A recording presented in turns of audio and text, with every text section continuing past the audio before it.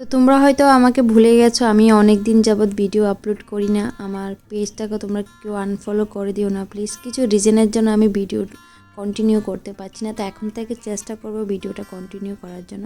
তো সবাইকে ওয়েলকাম জানাচ্ছি আমার একটা আজকে রিসেপশন মেকআপের মিনি ব্লগ। তো আমি সোজা বিয়েবাড়িতে চলে এসেছি। বিয়েবাড়িটার সামনের জায়গাটা খুবই সুন্দর সাজানো ছিল।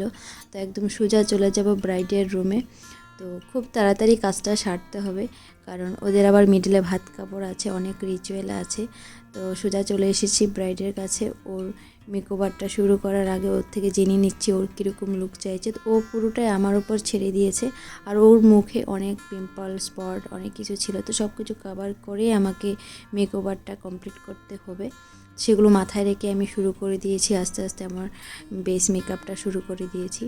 তো তোমরা কিন্তু লাস্ট অবধি দেখবে, দেখে জানাবে ওকে কেমন লাগছে। ওর স্পেশাল দিনে আমি ওকে ঠিকঠাক মতন সাজাতে পেরেছি কিনা, ওর স্পেশাল দিনটা স্পেশাল করতে পেরেছি কিনা, তো সেটাই তোমরা কিন্তু দেখবে আর জানাবে, ঠিক আছে।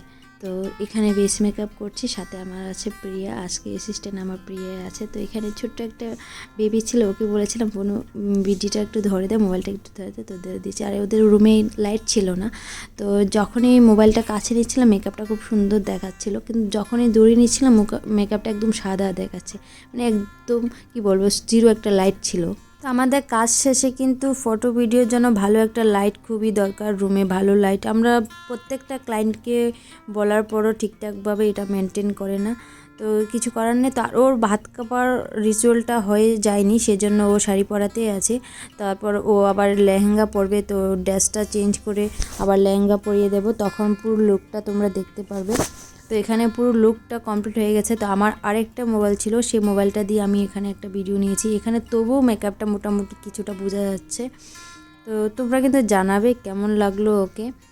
আর কি বলবো, আমার কাছে ভালোই লেগেছে, তোমরা জানাবে ওকে কেমন লাগলো। আর এই ভিডিওটা তোমাদের কাছে কেমন লাগলো তাও তোমরা কমেন্ট করে জানাবে। আর আমার পেজটাকে তোমরা সবাই ফলো করে রেখো প্লিজ, কেউ আনফলো করে দিও না। আমি কাজের কারণে হয়তো বা ঠিকঠাক মতন সবসময় ভিডিও দিতে পারি না, তো তার জন্য তোমাদের সবার কাছে সরি বলছি। সবাই ভালো থেকো, সুস্থ থেকো, দেখা হচ্ছে নেক্সট কোনো ভিডিওতে।